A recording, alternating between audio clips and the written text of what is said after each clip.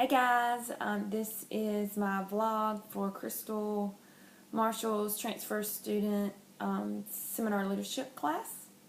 And the discussion questions, I'll just dig right in. For her first discussion question, she asked, what are some of the issues and areas that transfer students may need assistance when transferring to a new school, and what do we learn from the readings? I found that the common overarching problem, especially from the readings, seemed to be a lack of support from the institution. And from that lack of support, it transpired into more issues of the students not budgeting their time well. Another issue was slow reading habits was cited. Lack of living arrangements and support in that area, lack of adjustment to new instructors was another concern and issue, and of course the standards if they're transferring from possibly a community school, community college, tech college, 2-year university to a larger university, then there may be some standard difference. New associations, they may be transferring from a school that formerly did not have fraternities or sororities or a vast amount of clubs to an area or university that has an abundance of choices. So that can be overwhelming. And of course the new independence. It also referred to transfer shock, which is an issue and a problem for students who transfer in and their GPA drops for the various reasons that I just mentioned. So these are some of the problems that were found in the readings. Some of the solutions that we could apply to the problems for transfer students that could help them in the situations to help give them support are, and I thought the reading did a really good job, Crystal, good job of finding these articles about suggesting ways to it didn't only pinpoint the problems, but it suggested areas where we could help as student affairs or as college professionals.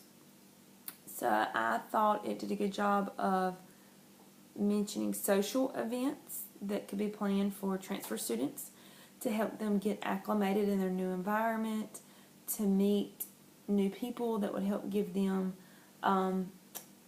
those lines of communication and to really build that foundation of that first step, because I feel like the first step for transfer students may be the hardest.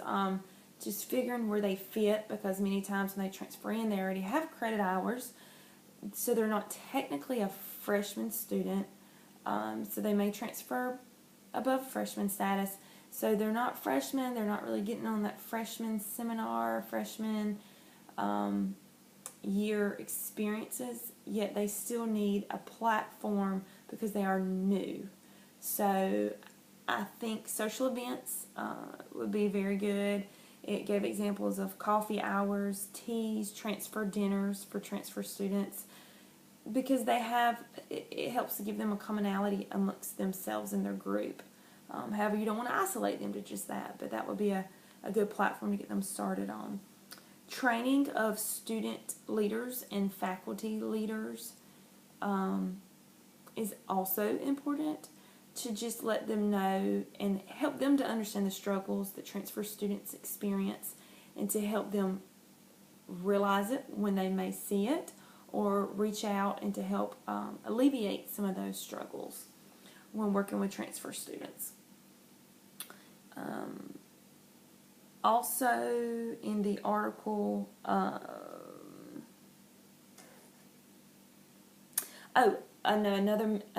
the article for the anxiety for transfer students, it mentioned how many students worry about courses that transfer. That's another worry they have, and another problem.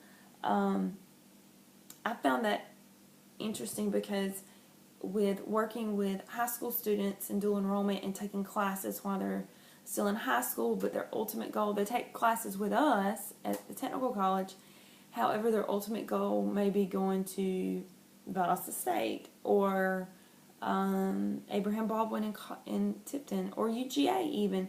You know, they're looking at transferring courses. Their ultimate goal is not to stay with us, and that's okay, but they're just taking some college classes to knock out that core in high school.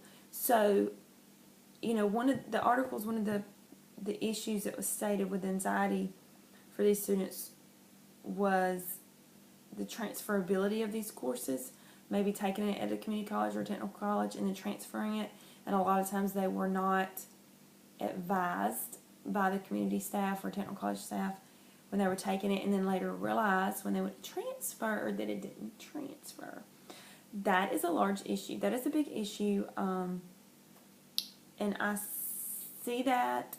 I don't see that because I do, and in my job I make sure that even when presenting to the students, I present to all 9th through 12th grade students and to their parents at 5 high schools. So when I do that, I make sure to put out, you know, you always want to check with the receiving institution, but for us, we have 27 courses that articulate and automatically transfer from any technical college system of Georgia school to any USG, University System of Georgia school. So the systems have actually worked really well together to help alleviate this problem, and there's 27 core courses that transfer automatically without question.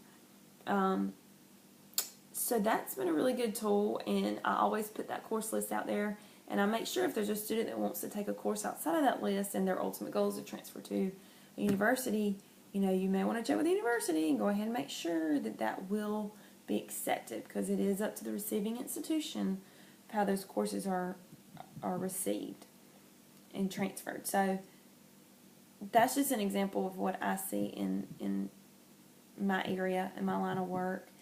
And I know a good link also that we could help students when they're transferring in is the transfer equivalency link that I've seen on a lot of websites. I'm not sure if VSU has one, but it's really good if students are transferring in from another school. They can go to that link and see what transfers to the school. They just go to the drop-down box and choose, and it already has a, now it's not an end-all, be-all. If there's not a course on there that doesn't transfer, then of course the student typically can go to the registrar or someone in student affairs and look to see if there's a possible match to transfer that course in. But anyway, that's another good tool that we could use to help transfer students. As far as the organizational theory link, or not the link, the article on that, the organizational theory is basically a framework, and the framework is to help professionals and institutions to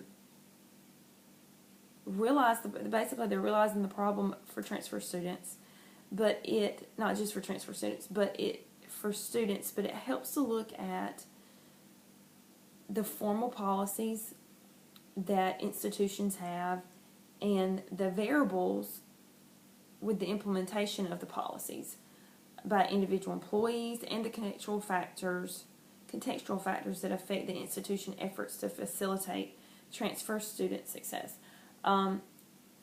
Basically, it looks at all these different variables. This framework was designed to help this area, because when you have transfer students, you're not just isolating one area to look at for them. You know, this framework helps encompass several different factors to help these students. So the 3 perspectives that it highlights is rational, natural, and open systems examinations. The difference between these, and let me just say that it did mention the best framework is to incorporate all 3 of these perspectives to help transfer students. But the rational perspective gives the primary consideration to the formal aspects of an organization. So it really looks at the formal protocol type things. The natural perspective is an expanded understanding of organizational organizations to include various unofficial and informal elements of an organization. And the article pointed out basically it is what is really happening versus what is supposed to be happening. So it doesn't take just that policy and that formal structure. It's not just that. It also looks at what's being missed, what needs to happen. So that's the natural.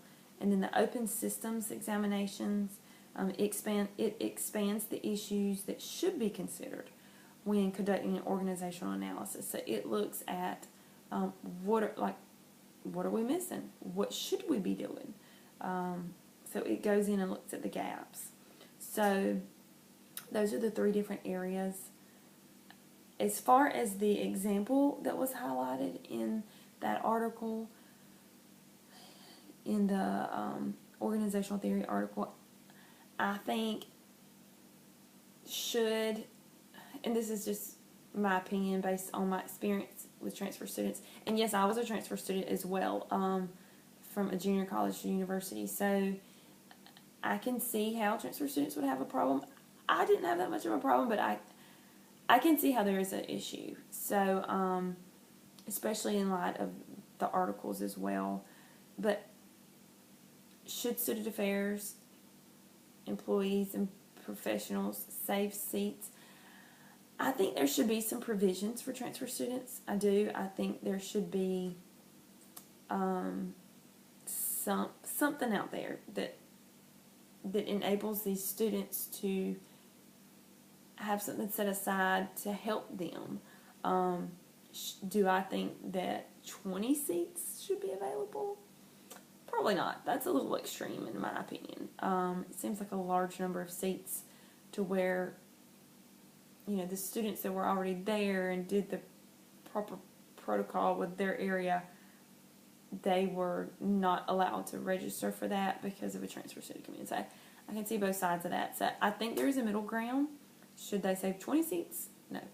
But should there be maybe a smaller amount of seats available? I think that's something that needs to be examined for further possibly a policy or something put in place for transfer students. And I think that would help with their struggles and alleviate some of that anxiety that they feel when they transfer in. Because a lot of times whatever the registration process from where they came is not exactly the same as, of course it's not the same. I think every school's a little bit different as their new school. So, it may take them longer to get registered. There's just different factors that go into it. So I do think there needs to be some kind of provision for transfer students. So, that is my vlog. Thanks.